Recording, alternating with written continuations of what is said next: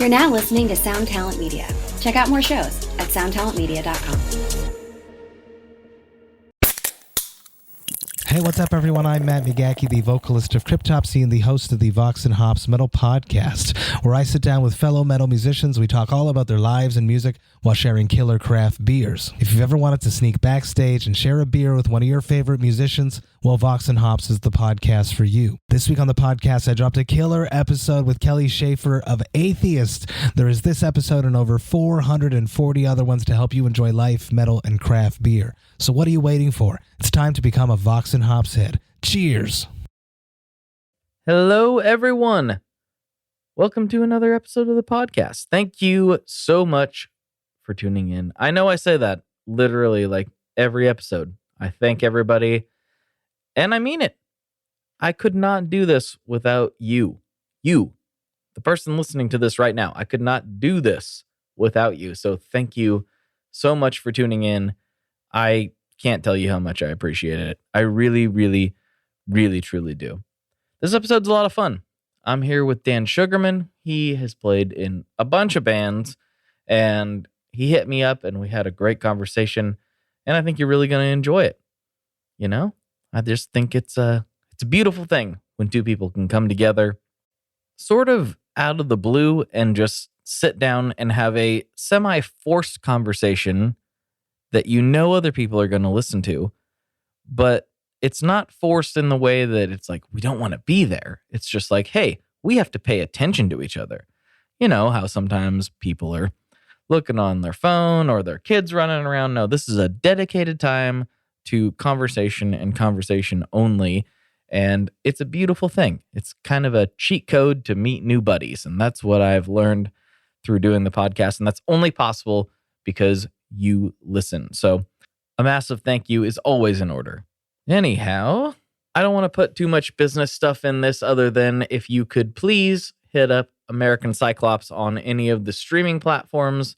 I'm really, really focused at the moment on working on my music. I've put out 2 singles lately on top of the Tom album, which you probably heard me talk about if you listen to this with any regularity. And I have some really crazy stuff planned. So if you could please follow American Cyclops on Instagram or Facebook or whatever, and please check it out on the streaming platforms. That is my music project, music/art/weird thing. If you could, I would deeply, deeply appreciate it. And yeah, without further ado, let's get into this episode with Dan Sugarman. Here we go.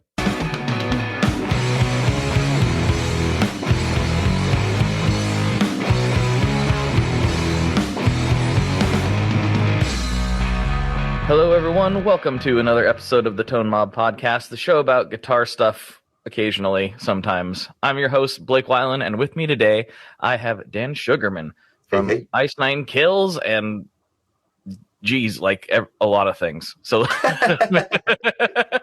sometimes when I'm like, I have this person from this company, and it's a little straightforward, but a lot of times with artists, it's like, well, they've done like 14 things. So yeah, it's a little hard to pick which one to say, right? Yeah, exactly. But glad to have you on the show. This is really exciting. This is going to be fun. It's an honor to be here, dude. As I was saying before, I've been listening to your podcast for quite some time. You're one of the OGs of the OGs, and I think it's very cool to see you still doing this, and it's bigger than ever, man. I love seeing it. Thank you so much. It's been the weirdest ride. Like, this is what I wanted it to turn into, but I was like, is it going to be this? Right. Man, so. I mean, I know this is a weird thing to say or even ask, but like, I imagine this very, very challenging pandemic thing probably didn't hurt the podcast thing. Am I wrong? Actually, it kind of did at first. Whoa, it was kind of weird. So everyone's availability went through the roof, which was great for me. But without people, especially in the early stages, with people like not commuting, on top of being just kind of like super unsure, I don't think they were giving as much thought, or maybe it just wasn't as important to like engage in their hobbies and their passions in the first couple months. It was more like, is everybody gonna die? Right. Like, what's going on? That's a very good point. So there was like definitely like a noticeable drop off right in the very beginning, and then all of a sudden, man, even before everything started opening back up, but it was like once everyone realized, like, not to minimize it, but like once everyone realized that it wasn't like not everyone was going to turn into a zombie and like start eating faces. Not yet. We're good. Not yet. Yeah, not yet. But once it kind of became like, okay, this is bad, but it's not like, it's not 28 days later, Right. Then it kind of went back to normal and grew from there. So I think is it more like 546 days later? Yeah, I think so. Right. Yeah. I 13 years later. Yeah. We're definitely past that year mark, aren't we? How weird is that, man? Oh, dude, it's so strange. And now the world's coming back, dude. Like the band's having all these emails about like, tours and ideas coming through. And I'm just like, am I supposed to like get my hopes up? Am I supposed to be excited, or should I prepare for like what happened 30 other times in the past year? Do you know what I mean? That's a challenge, right? Yeah. It's so hard to know. I think this time is probably... It's going to stick. I think it's going to stick. I think we're going to be okay. I think so, too. Man, what a weird time. Right? I mean, right, but how did you work through that? Well, we need to get into your backstory. We'll get to all that. Let's do it. Yeah, but I want to know how you got through the pandemic. But first, let's tell the listeners who you are, what you do, and then we can get into all that. All right. Let's do a little candid live autobiography little thing here. My name's Daniel Eric Sugarman. I'm a 30-year-old Jewish boy from Los Angeles, California. I've been playing guitar since I was like 13. I actually got there's a little bit more of a backstory there, but I remember buying my first guitar from a friend for like $40 to prove to my parents that I was like committed. And then for my bar mitzvah at 13, all of my uncles pitched in and got me a legit Gibson SG Standard. So it's like one of those things where, because I had such an awesome like injection of support from my family, I sort of felt like I needed to get good at guitar. So that was like the first fire that was lit under my butt to really, really make something of it. So I spent a lot of my formative years locked in my room doing the whole woodshedding thing. I think my hours fail in comparison to the stuff that Steve I would talk about, but I was putting in like, 8 hours a day. I was not doing school while I was there. I was like mapping out scales and thinking about what I would do when I get home and planning my week's schedule for practice. I was very, very neurotic and focused on it. But after a few years of that, I caught wind of this, like it was like the local high school hometown hero band. They were called Fallen Figure. And they were like the first real metalcore band with like screaming and stuff. And I remember hearing that they were looking for a guitar player, and they were a bunch of juniors in high school, and I was a freshman. And I just got the nuts and courage to like go to an audition and try out. And it was actually, I don't mean to get all like heavy, but it was in multiple ways the catalyst of everything I do today. That day I did a tryout, got accepted into the band, joined the band, and walked outside to a call to my dad, and my mom had just been diagnosed with brain cancer like that day. Oh man. So that was the beginning of my like everything that I do is music, and to like make my mom stoked. Do you know what I mean? Mm-hmm. And that was the beginning of that. So I spent the first couple of years of high school doing that with them. And then when they were seniors, they were like, dude, we are going to college. You are clearly more stoked on all of this than we are. And there's something that you could probably do with this that we're not going to have the time for. So they just gave me the name, gave me the band, and they all went to college. And we haven't spoken for a little bit, but we've stayed in touch throughout the years. And I immediately went to digital pen and paper. I immediately was like, all right, well, there's this new software called Guitar Pro. And I think with that, I could probably figure out how to make the complete sound of a band. I could probably make a record happen without having these members. So I wrote an album, and then I started to seek out any musician that I think could play what I was aiming to do. And like the old saying, if you build it, they will come. And I managed to find some very, very, very fantastic musicians that were around my area.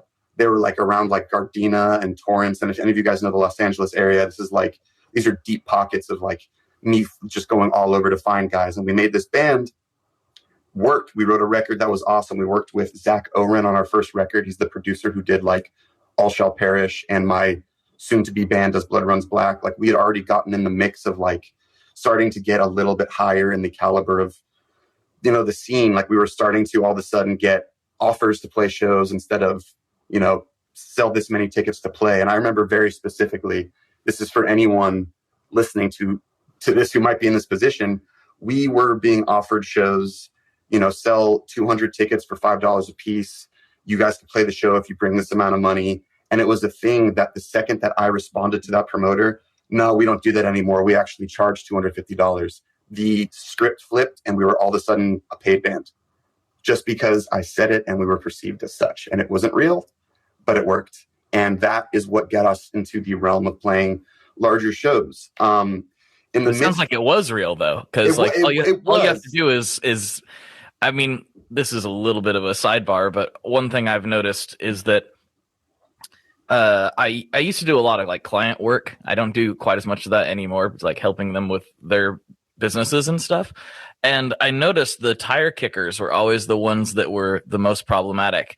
If I was just like, here's how much it is, and they were okay with that, they were always the best to work with. So I'm not saying the best as in like they just let me do whatever I want, but like they're the people who were just kind of tire kicking and were like, I don't know if I want to pay you at all. They were always the biggest trouble.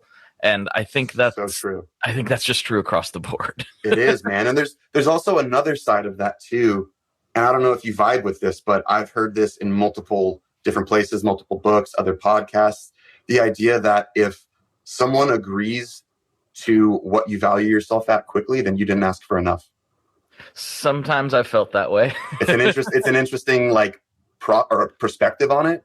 And it's, the concept of valuing yourself is so tied into like what could be perceived as ego, but in reality, money is worth something, not because there's gold backing it, because we all collectively agree on it. Like it's really just a psychological thing, you know what I mean? So I think just in recognizing the way that money can flow, I think it's a helpful pursuit to recognize how you can apply that to something as simple as, no, actually we're paid to play shows and it's this amount if you want us on.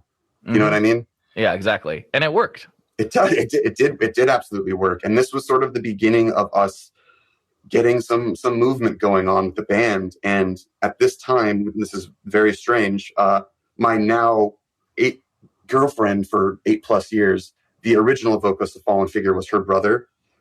He had to leave to go to college. And then I found this dude named Sonic Garcia, who was the merch guy for this band called As Blood Runs Black at the time. And at this time, around 2007, there was no bigger metalcore, deathcore act. They were like kind of the most talked about band at the time. And I wasn't really aiming or gearing towards this, but I just heard that their merch guy was an awesome vocalist. And I reached out and I sent him the record I was working on. And he, on the spot, quit doing merch for ABRB, flew back home to Los Angeles, and we started finishing the record together. Months later, lo and behold, the drummer of As Blood Runs Black was removed from that band for a little while. And because of what Sonic had done, Lech, the drummer of As Blood Runs Black at the time, reached out to Sonic and was interested in managing us. And then all of a sudden, things started to happen. And I recognized that Lech joined the band, I think, and I'm doing like years and years and years of like looking back and trying to pinpoint, figure this out, because it's just such an interesting thing. But Lech knew that he was going to be asked back into As Blood Runs Black in the future. And the sense of poaching that I felt from Lech by managing the band was very, very real. The second that he was asked to be in As Blood Runs Black again, he brought me with him. So that was my like entering into an actual like signed band with an international like touring schedule. And that was the beginning of everything I did. And that was when I was 17 years old. I started doing that. I started independent study in high school because my mom's brain cancer got so bad that it was very bad. So I started focusing on that, doing high school from home, doing like packets of schoolwork while simultaneously starting to tour with As Blood Runs Black. And that's effectively what I did for the next 8 years. And that got my feet wet. It taught me how to kind of operate in the scene. It taught me how to grind and live in a van and like work for everything that you earn. And then years later, my mom's cancer again got much, much worse, and we were given an expiration date effectively. And I decided to leave As Blood Runs Black. This was around, I want to say like 2016 or so. Okay. I decided to leave As Blood Runs Black to stay at home and be my mom's caregiver. And I did that for about 2 years. And in that time, decided to write my first solo album. And that's an album called Center Sun. And I wrote that record in the 7 days after I left As Blood Runs Black. And it was like a journaling process for me. I had just been given this expiration date about my mom and simultaneously just left the life that I knew for the past 8+ years. It's the only thing I knew. So I decided to use music as a way to journal what I was going through. And I found myself finding such a catharsis through that. So like the 6 songs on that record, I did 6 songs in 7 days. Each song was basically done in a day. The 7th day was like wrapping stuff up and tightening up any ideas, but it was really just capturing a moment. Almost all of the solos are improvised. The riffs like flew out of me. The structures flew out of me. And that thing was me just capturing, I guess, what I would call the end of the beginning or the beginning of the end. It was a very strange time for me, but that was what I did for those 2 years. I focused again on doing that, taking care of my mom. And that's when I started doing guitar lessons more full time. And then during all of that, I started connecting with guys like Angel Vivaldi. Do you know Angel by any chance? I don't know him, but I know who he is. Right. So like he and I started just connecting and like becoming good friends. And he invited me to do a music video with him for Joe Satriani's Crystal Planet. And the video is huge. I think it has like just under 2 million views now. It's wild that it happened. But that was like the beginning of me stepping out of like just doing guitar stuff from home and going back out to start playing again.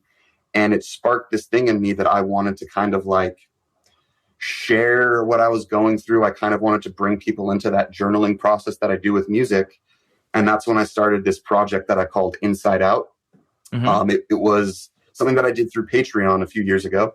And I was releasing a song every month. And based on what tier you were at, you'd be able to like watch me make the song. You'd get behind the scenes. You'd get an interview between me and my collaborator that I did.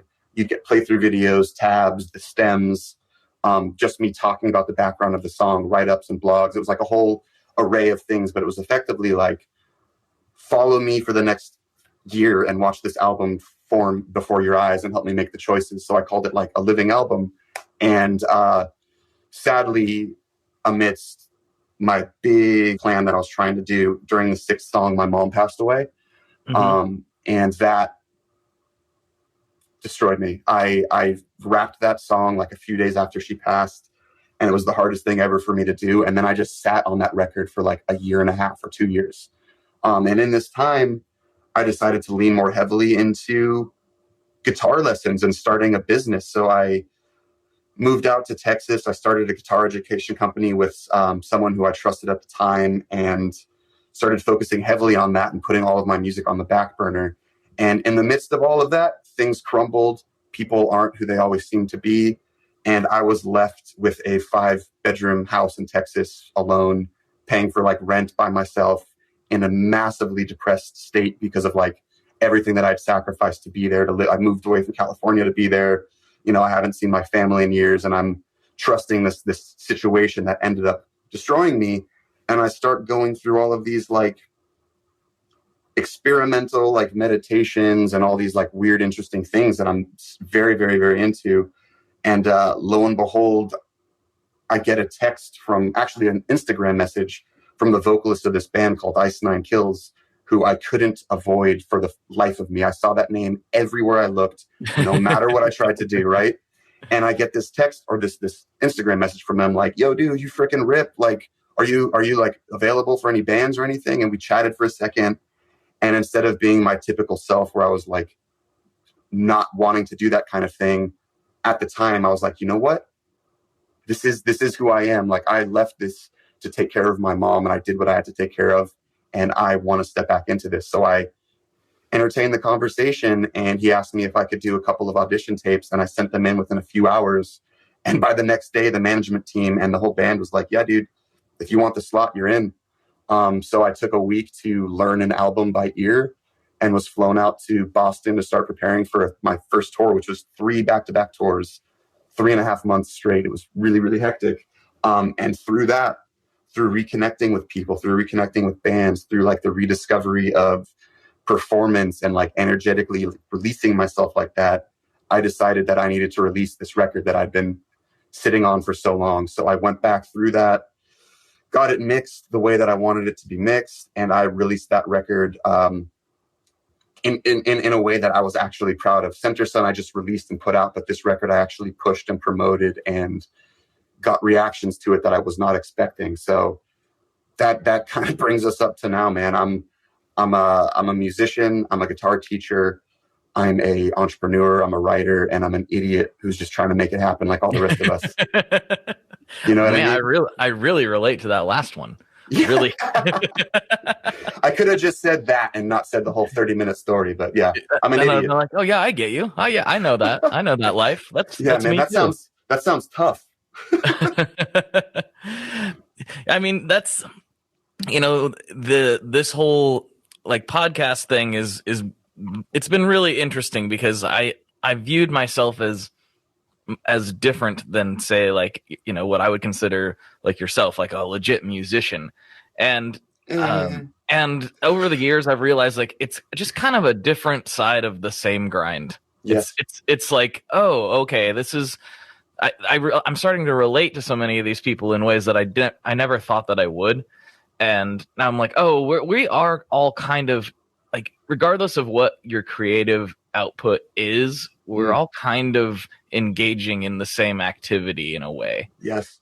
It's very strange to think about, but that is the reality. It doesn't matter if you're painting or making movies or whatever it is.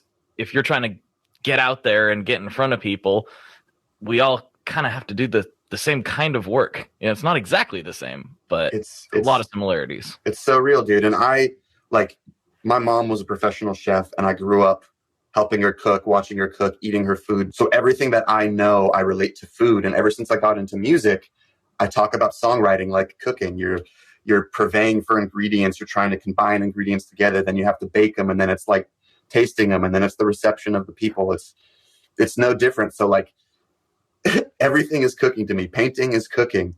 Writing music is cooking. Doing a podcast is cooking. It's really just like the creative outlet for it. And it's the combination of these different like raw materials that you as a collective or creative and visual individual get to make something special and uniquely you out of. And at the end of the day, the creation process is the same throughout. It's just how you kind of deliver it to people that sort of changes, and what you're delivering changes, but the process, I feel like, is the same. Do you feel me on that?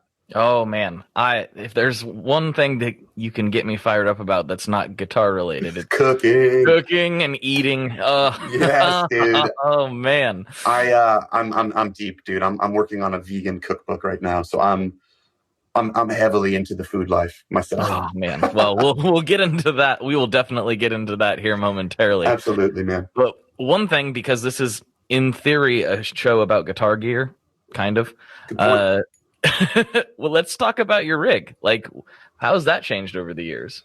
Oh man, I mean, I guess the biggest like monstrous change, besides the fact that I was like forever flipping off the idea of a 7-string guitar, and now I'm just like, I'm 7-string guy.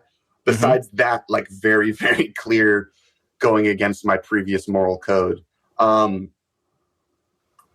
I was the tube guy. I was like, dude, you're not using a tube amp? Go learn how to be a musician. Like, this was me for this was me forever in my formative coming up years. And like, I was always like, early on, I was the Mesa Boogie triple rec guy. And then I was buying everything Angle. I had Angle Powerball, Angle Savage. I had the Angle Invader.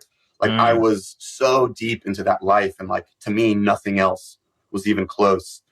And then I was like, really, really, really wanted to get more into like the home producing, get like the highest quality that I possibly can into my DAW. And then I got a Kemper, and I have not turned on. In fact, my amps are in a storage space. I have not turned on an amp in years, dude. So like, that's a real big one for me. So I'm very, very deep into Kemper right now. I have my custom Kiesel guitar that I was literally about to hold it in front of the computer, which is just audio recording. For everyone listening, it sounds pretty good, right? It's a beautiful guitar, man. It's got like an antique ash, one-piece swamp ash body, So it looks like an old kind of like barnyard door. And then it has these ridiculous blood spatter on it because I'm in Ice Nine Kills, which is a horror themed metal band. And God damn it, we got to be metal. That's right. You got to have the blood. Got to be bloody, dude. And it's got a matching blood red single pickup. Tone knob is removed. Volume knob is in a very special spot. Way the hell out of my way because I've been thrown in jail for whammy abuse. I'll say that. Wow. I've heard legends of this, but I didn't know it was an actual crime in California. Yeah, dude. So I got to get that volume knob out of the way. So when I'm doing all my whammy madness, that's not an issue. We've got a beautiful flamed maple roasted fretboard, 7-piece walnut, purple heart maple neck.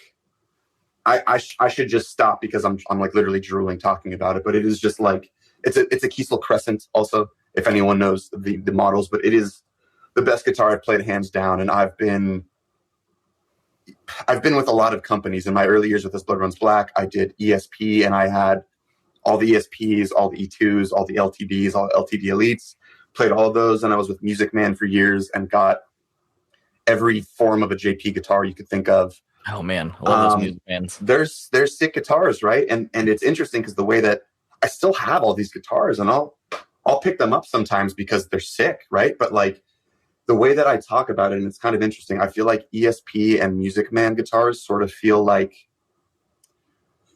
toys, and Kiesel feel like tools. It's a weird thing. Like when I'm picking up a Kiesel, I like feel and hear and smell the wood. When I pick up a Music Man or an ESP, like wood isn't even a thought in my mind. Do you know what I mean? Mm-hmm. It's like it's a strange thing. So the way that I attack it, the way that I'm approaching it, I think is different. So the outcome I think is different. And I've just become such a diehard Kiesel guy that I'm going to stop myself from talking about it right now. But yeah, dude, so that's my guitar. I've got a matching 6-string. That's the same exact thing, except it's antique black with blood spatter on it. And then a grip of other awesome Kiesels. Again, using Kemper stuff live, we just get all of that stuff programmed into our set because that is one of the coolest things that we're able to do is have MIDI programmable switches on my tones. I don't need to tap dance anymore, dude. It's a blessing. It's the thing. I'm still like on the tube amp train, and I will be probably my whole life. I get it because I don't have to tour. Right. I have the luxury of just spreading everything out in my shed and just nerding out, and I don't have to worry. And if a tube goes out or if something happens, which actually weirdly have never had a tube like fail on me. I know it's going to happen now that I've said that. Yeah, dude. But prepare that. They're all going to go out today now. But it doesn't matter. It's like, oh, my amp broke. I guess I'll take it and get it fixed. Like, right. Whereas if you're in a show situation, it's like, hey, my amp broke and we don't get paid now. So yeah, dude, I have some thoughts about that. And this is, I will never try to Billy Mays you into going Kemper, dude. Like I'm not gonna sell you on this for $9.99 a month, but I will try. Basically, man, the issue that I have had with live amps, and this was in As Blood Runs Black years where this, like, before we started bringing around like a legit sound guy, you go to a venue and you just freaking hope and pray that the sound guy knows what the hell he's doing. Like right. I've had my head mic'd before, dude. like in just recognizing the fact that you're bringing in this like multi-$1,000 piece of gear because that's your freaking sound, man, on and on and on. But you're at the whim of what does this guy behind the board know or not know? And is he actually behind a board, or is it just a bunch of buttons to him that he's pretending to know about? Like, right. And it becomes this thing where the variables that mess up what you're aiming to do and what you paid for disappear. So I started to realize that with a Kemper and with Axe Effects and that whole world of stuff, dude, I'm giving a direct line to either the not knowing everything sound guy, or in my instance with Ice 9, directly to our sound guy Elmo, and he's getting the purest direct sound with zero wash from stage, which means we don't have monitors on stage, which means we're all in-ears, which means that our vocal mics aren't getting blasted with ambient sound, which means that our cymbals aren't going through our amp mics. It's like an endless thing that really just cleans up tremendously the show sound. And then on the flip side of things, I get to hit a single button and I'm recording professional level stuff. I don't need to worry about, like when I was telling you before about recording my Fallen Figure record with Zach Oren, I remember we spent a day and a half miking a cab. And then our drummer walked in with McDonald's and walked into the mic. No. So dude, like that was our freaking tone and we lost it.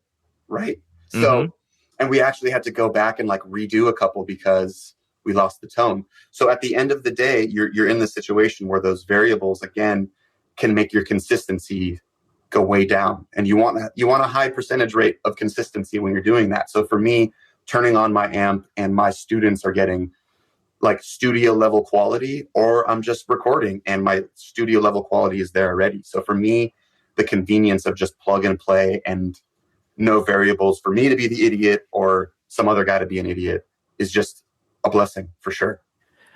I'm really excited. In the next few weeks, I'm recording with Doug Castro, who is the guy behind Neural. Neural and Dark Glass. So I'm real. This is going to be the first time that I've ever had like a real like DSP engineer. At least anybody that I know was. If they were, they didn't tell me about it.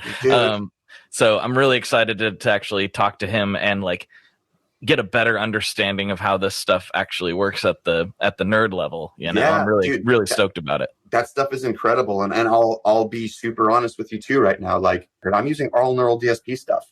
All of my like demo pre-production, I know I got a good take because Neural's making it sound dope. You know what I mean? and that to me, like that removes the fear of, you know, if I'm using X company or Y company, and I could easily list names of companies that I don't think are making killer like Neural, but had I been tracking on those, I'd be a lot more uncertain of my takes. You know what I mean? Right. And I think there's something really, really cool about the digital technological ones and zero direction that all of this stuff is headed in. Granted, bass players were just replaced. Drummers were replaced last. We're next, dude. I know. Like, we're next. What's going to happen? Hey, hold on. Wait a minute. Yeah. No, like it's so true. It's so real. Actually, all this stuff sucks. Just kidding. It all sucks. It's terrible. Buy nothing. Pay real musicians. That's right. Yeah. I fortunately, it's going to be really hard to replicate what I do with a computer because I don't know what I'm doing. So that's going to be really tough to like, you know, replicate the nonsense that I do. Yeah, man. Without any descriptive or adjectives to back that up, that's going to be a tough one for sure. Yeah, exactly. Like play like him. Like he doesn't know what he's doing. Yeah. So, but yeah, it is kind of weird. I mean, the drumming specifically. So I've been really like kind of avoided modern recording techniques until very, very recently, just because I've ran this dinosaur of a computer for so long that just quite frankly is like from 2009 and just couldn't keep up. And I was like, I can still record the things I want to record on it. So whatever. But I recently got a new laptop and have been diving into all this stuff a lot more. And I'm just like, these digital drummers, I don't want to say it, but they're really, really good. And it bothers me that they're as good as they are. I'm not going to lie. It's tough, man. Like those companies are just, it's corporations spending so much money on that perfect like snare hit. Like there's no way my budget and the people that I know and like any of that stuff will get close to what one of those companies could spend on just that one sound. You know what I mean? Yeah. Yeah. Cause it's a no-brainer. They have a way to make, you know, money off of that one sound that you don't have. Like, right. We're hoping that our 1,500 streams that equal one sale will pay that back. That's right. Right now I'm at 1,100. Come on, everybody! You've sold like 3/4 of a track. That's incredible. I know. I'm so excited. I belittle it, but I genuinely am excited because I didn't think anyone would listen to it. Dude, it's one of the best feelings in the world to have your stuff out there and see anyone listening and responding to it. Yeah, absolutely. It's crazy. I'm just thankful that anybody cares because I never thought anyone would care at all. So I'm just gonna keep doing it. Yeah, dude, just keep pumping away at it. And like I stupidly said earlier, if you build it, they will come somehow, some way. What about pedals? Do you use pedals at all? I mean, obviously you're using the Kemper rig, but have you used pedals in the past? Yeah, so there was right around the time that I started playing with Angel, and me like re-entering back into like the industry discussions, I was invited to perform at NAMM and do like some of those like guitar centric like NAMM performance after show things. And this was my first time playing my solo music ever live. First time ever playing alone live. And I was tasked with coming up with ways to make these crazy sounds that I put on my record happen in a live setting. And this was pre me and understanding Kemper, pre me even being down with Kemper or any of those things. So I reached out to all of my companies that I was working with at the time and secured some incredible stuff. So I got like a Temple board. Do you guys know Temple Audio? They make incredible like pedal boards. Mm-hmm. Yep. Super, super cool modular board. So they hooked me up with some awesome stuff.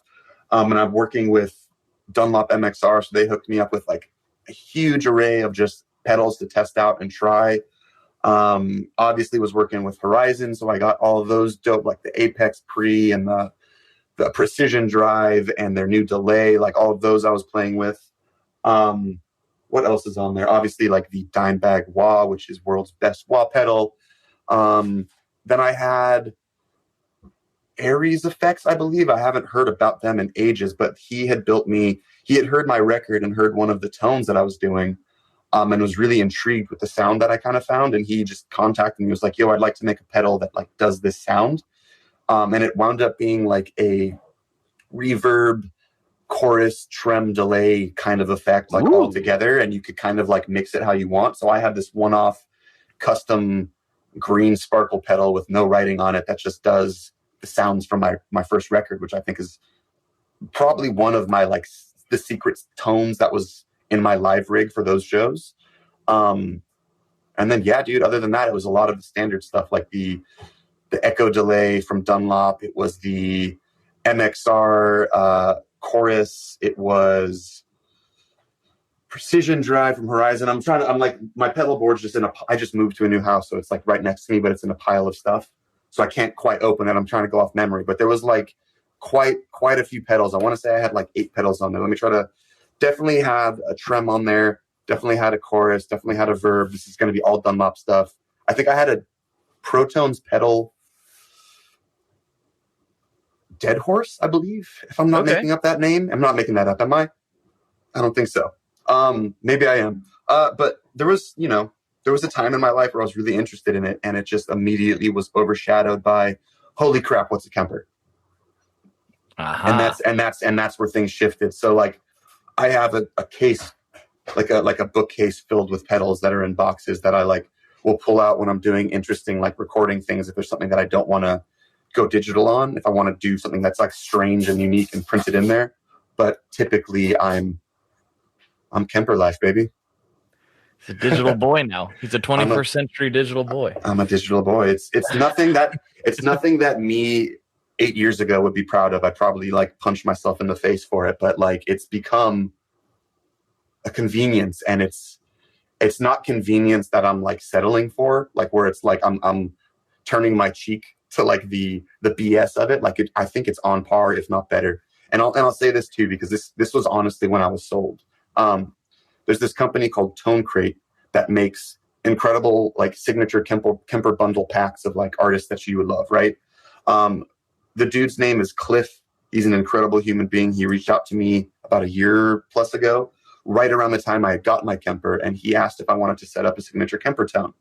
I was living in Texas at the time. He lived in San Antonio. So I brought all of my amps to his incredibly sick studio, and we profiled all of my amps, as well as some amps that I am legally not supposed to talk about. And we had to call it the Riff Maestro Bitey. But I will say that it is one of the rarest, most sought after amps in the world. And he just had his hands on it that week. And we, without permission, just modeled it and renamed it something else. So, so it's the thing that I use all the time. That is like my tone. But I brought all of my angles there. We brought out a 5153, like the EVH. We brought out a modded 5150. We brought out a modded dual rec, I believe, like, and a Bogner Uberschall. We brought out everything, pulled out all the stops. And there was a moment where Cliff had got all of the sounds for the profiler into the DAW, into his Kemper, whatever that whole process is. Literally, my cab makes like alien noises. It's screaming. And then he goes, sounds great. We got it. I have no idea what he's doing, dude. It's insane. But he had a way to have like an A/B switch in his studio. We had like the isolated cab in a completely other part of the studio in another room where I couldn't hear it. And he would hit A and I'd be playing my guitar, actually playing a riff, and it'd be coming out of an unknown A and B. It was either the Kemper or it was the amp. And I preferred the Kemper tone 100% of the time. And we did like 50 A/B tests. That's sad and scary, right?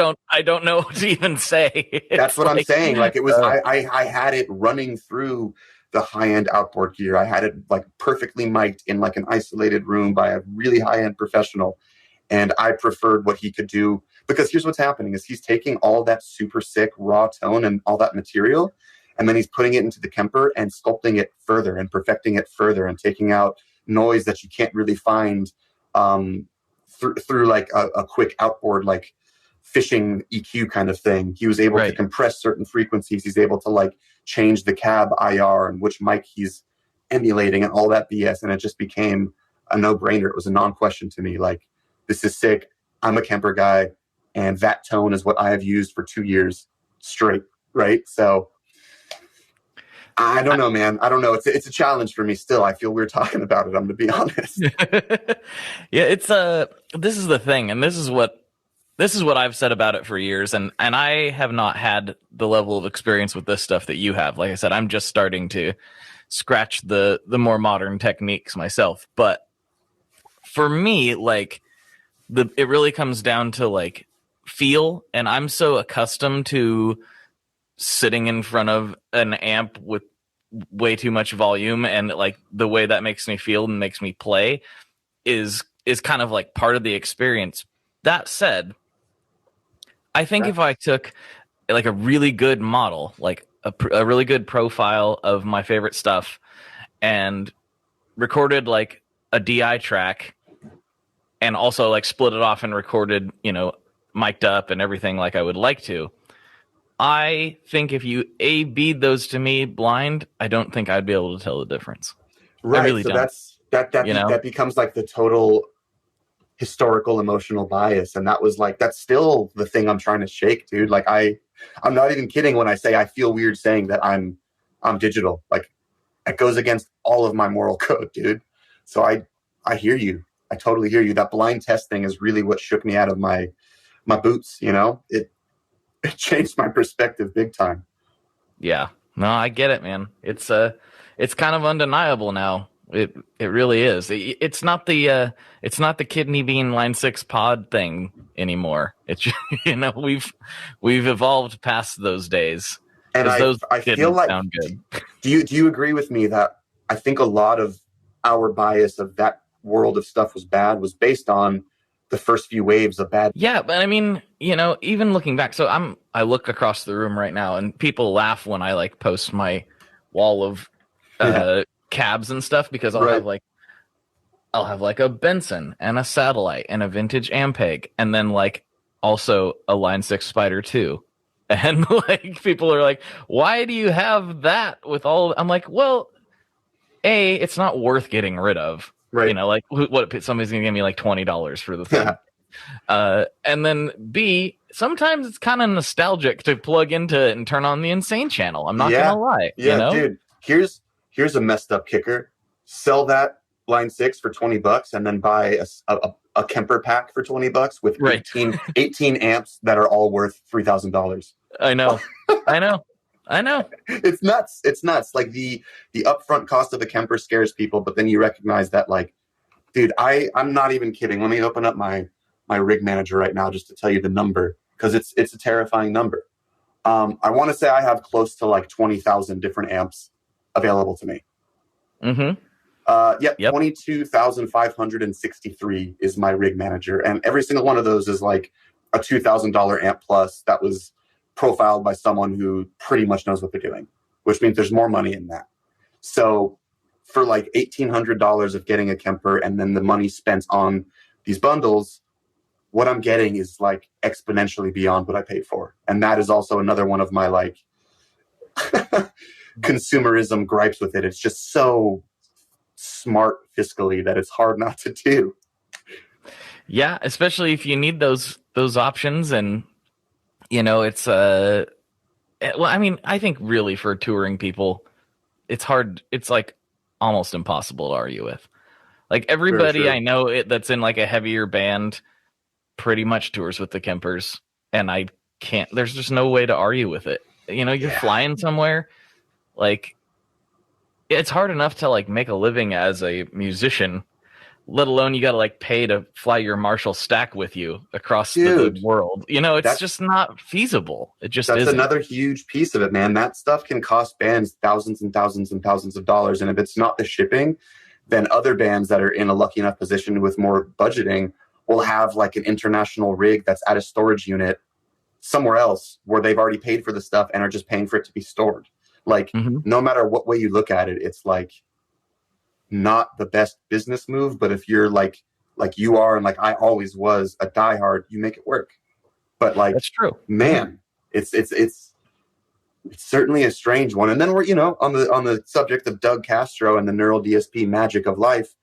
I got to get my hands on a freaking quad cortex, dude. Those things seem so awesome.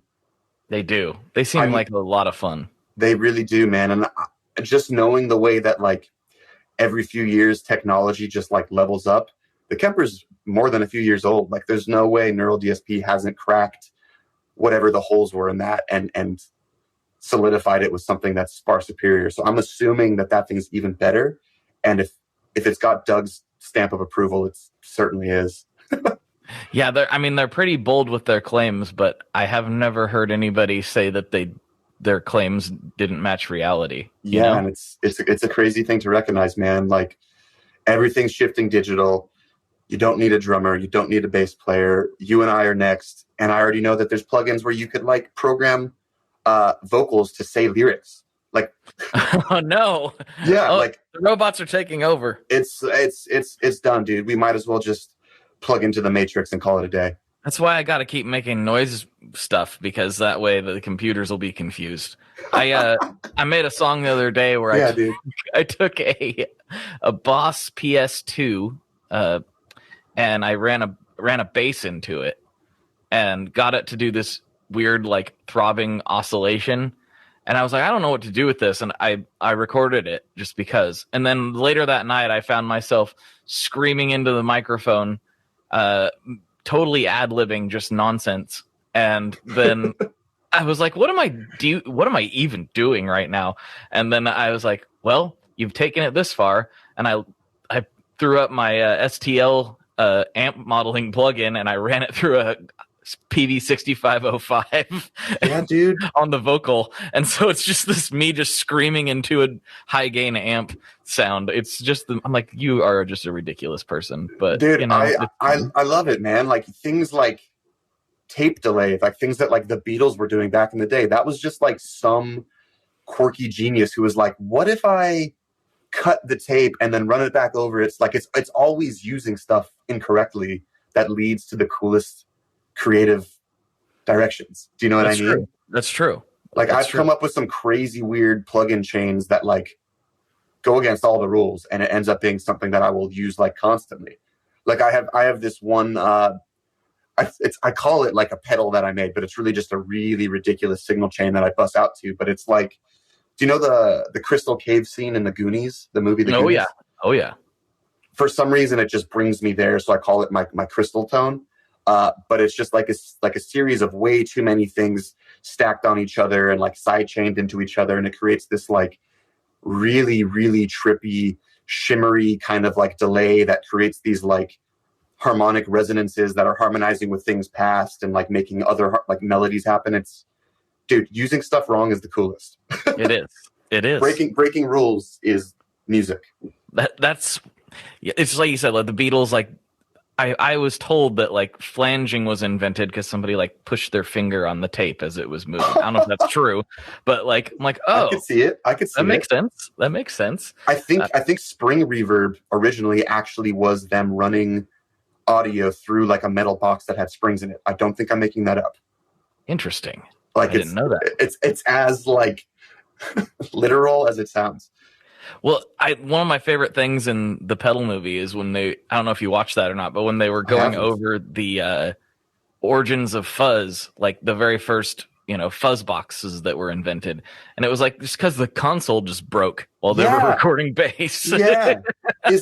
Isn't the first few instances of distortion people poking holes in their speaker cabinets? That's some of it. There's broken speakers. The supposed first fuzz tone was actually on a country record. Whoa. Which is kind of weird. Was it Marty Robbins? Dude, the first punk record actually is what it is. Yeah, apparently so. Let me see if I can. I think it's Marty Robbins. If I remember, my brain is not. I'm not as good at as Josh Scott with like remembering all the. Yes, it was Marty Robbins. So yeah, the bass player like was plugged directly into the console or something, and it broke. And they're just like, well, that sounds cool. And so they left it. I love it, man. It's the best stuff, man. It really is. Like the room that there is for creative and artistic choice in all arts, honestly. I was going to say in music, but like the room that there is for that stuff is like why I'm a 30-year-old addict of this stuff. Like I will just forever be pecking away at figuring out other ways to approach this, attack it, and make new things. Because it's just cooking, and I'm obsessed. Yes, cooking. Oh, now we've reached that point in the podcast. I think this is the most guitar talk we've had in quite a while. So usually we've gotten into aliens by now, but Well, I mean, whoever said cooking was invented by humans doesn't know what they're talking about. Oh, really? Your mom was a chef, so you'd know more than me. Actually, she was an alien. Actually, is what your it was. mother was an alien. Yes. Does that make you technically an alien, or because you were born here, you're actually an Earthling? How does that work? I'm gonna go with the color red. Okay. I have no idea how to answer that question. 7. Yeah, 7. Purple. Yeah. Yeah, dude. I mean, ancient alien theorists contend that. I'm just kidding. Yeah, dude. There's something so just intriguing and forever like the pathway of the arts is literally endless. And if you ever think you've gotten as good as you can get, try again. Start again tomorrow and see how much further you can go. And it's, to me, one of the most endlessly rewarding while simultaneously draining things. Do you know what I mean? Like you're constantly spending your mental energy on imagination and manifesting things that don't exist in the world as we know it. And it becomes such an interesting pursuit that I cannot put it down for the life of me, dude. Well, and it's so powerful, not to like get on some sort of high horse or something, but think about how your favorite music has impacted your life.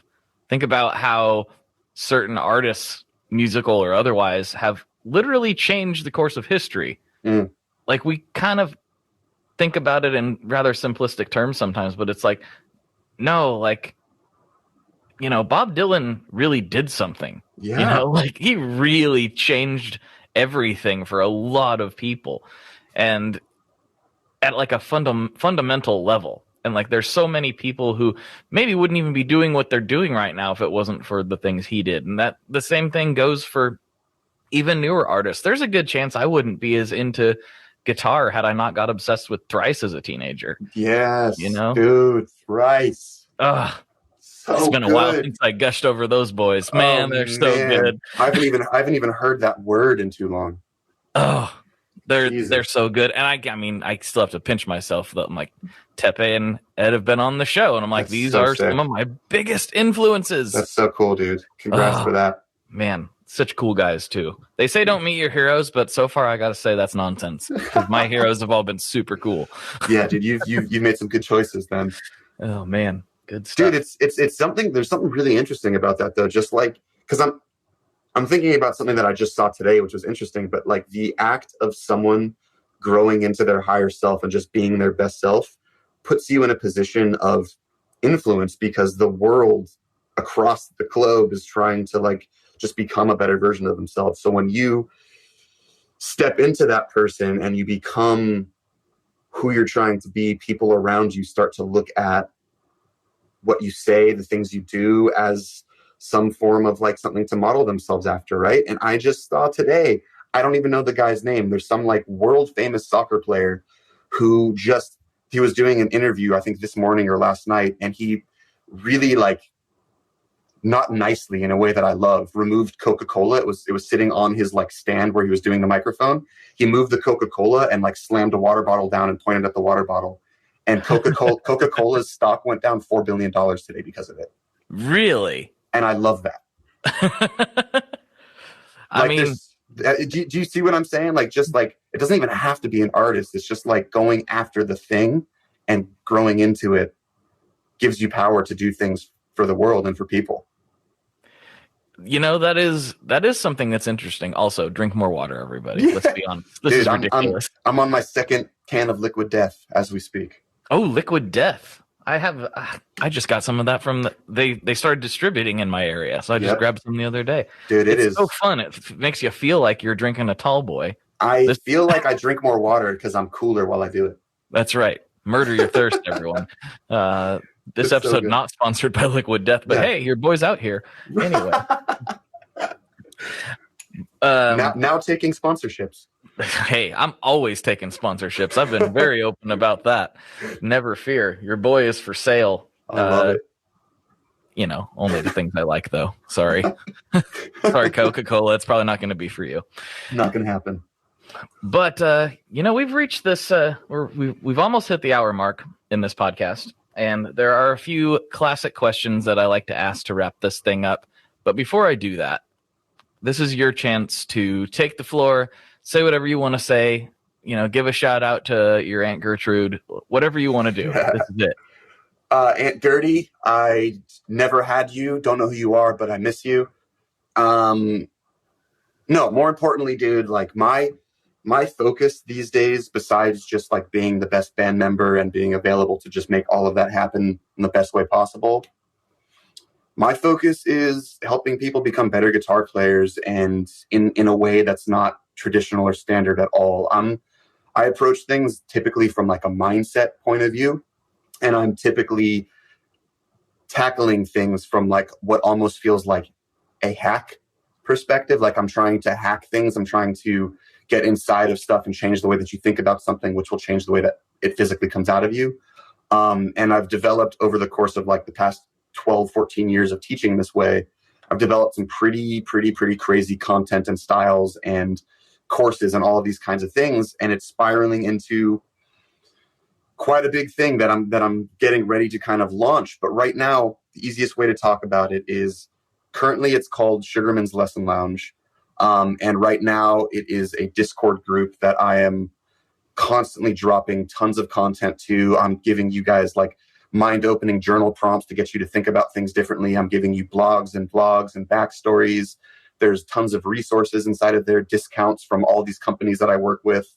We have an in-house guitar repair and luthier.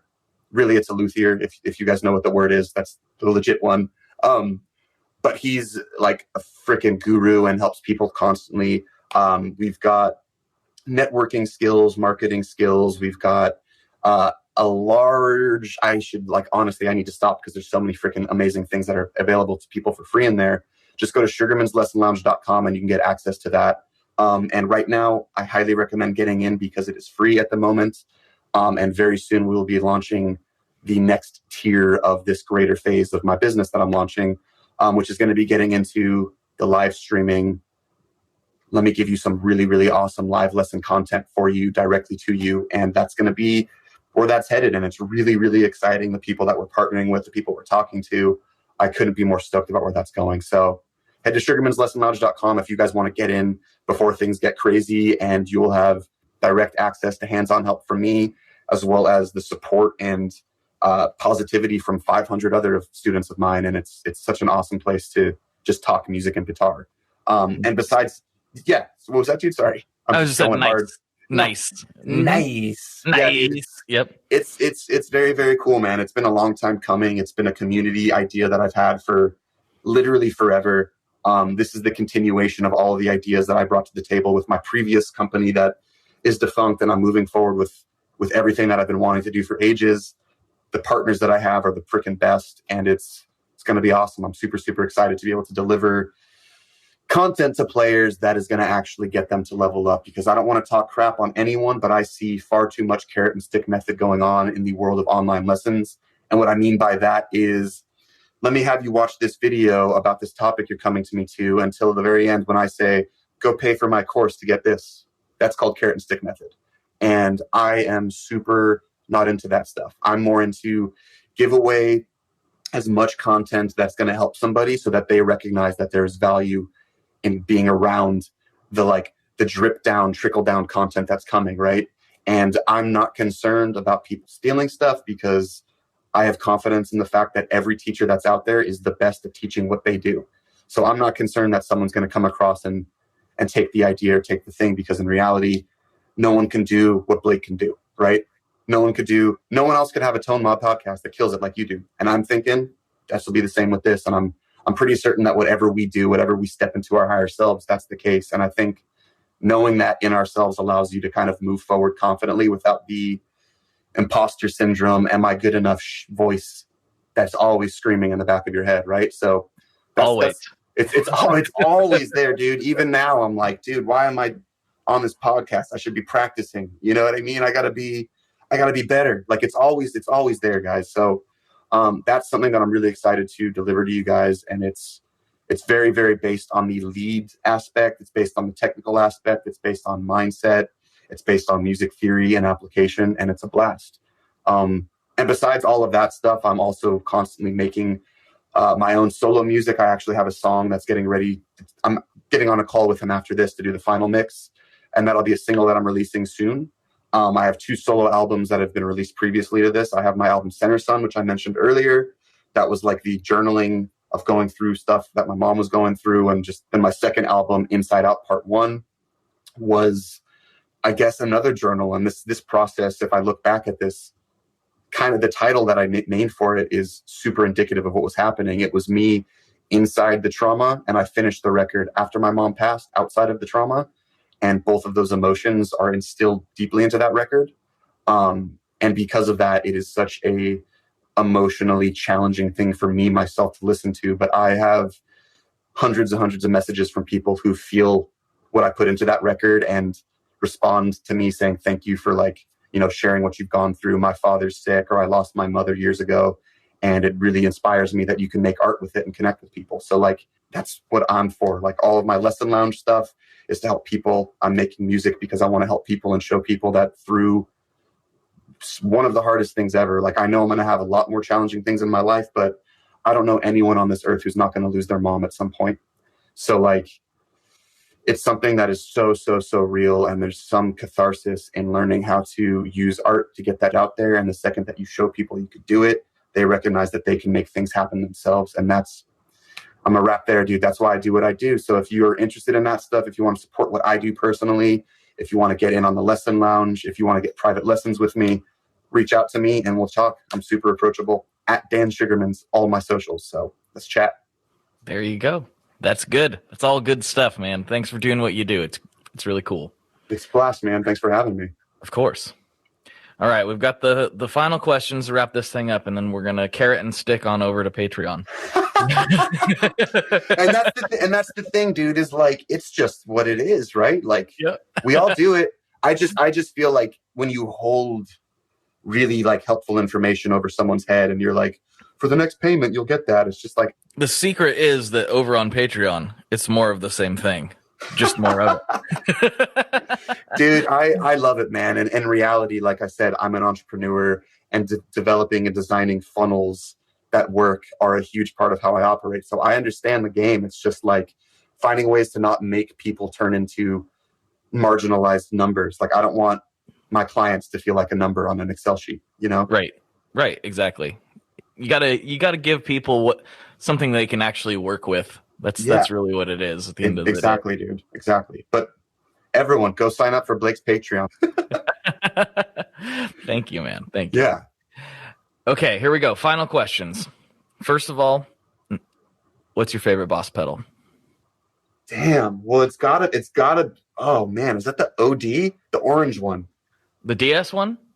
Is it orange? Yeah, the DS one's orange. Yeah, that was my first pedal that I got when I went to my first guitar lesson, only with an acoustic. Convinced my dad that I needed that pedal. You did. And I definitely did. Clearly, I would not be the man I am today had I not convinced my dad of that. That's true. You do play metal, and I almost entered the metal zone, but instead I just got a DS1. The DS1 is. I made a video on it. It's an underrated pedal. I'm just gonna go out there and say, does it still hold up, dude? Dude, you gotta set it differently than what you think you have to. That's the key. Everyone puts the tone knob up too high on it, and they're like, "Oh, it's so shrill." Yeah, you got to back it down. I don't know why they designed it like that, because honestly, most guitar pedals don't have that much high end in it. But you got to back that high end off, and it really starts to come alive. It's kind of a secret. It's weird. It's like it's one of the best selling distortion pedals in history, and it's almost like it's like a good pedal. Yeah, and it's simultaneously, I feel like, turned into a meme of sorts, and I feel like I got to pull that thing out of my box of old crap and plug her in, dude. Maybe I'll make a record on it. You might be surprised. Okay, this is the last question. Dude.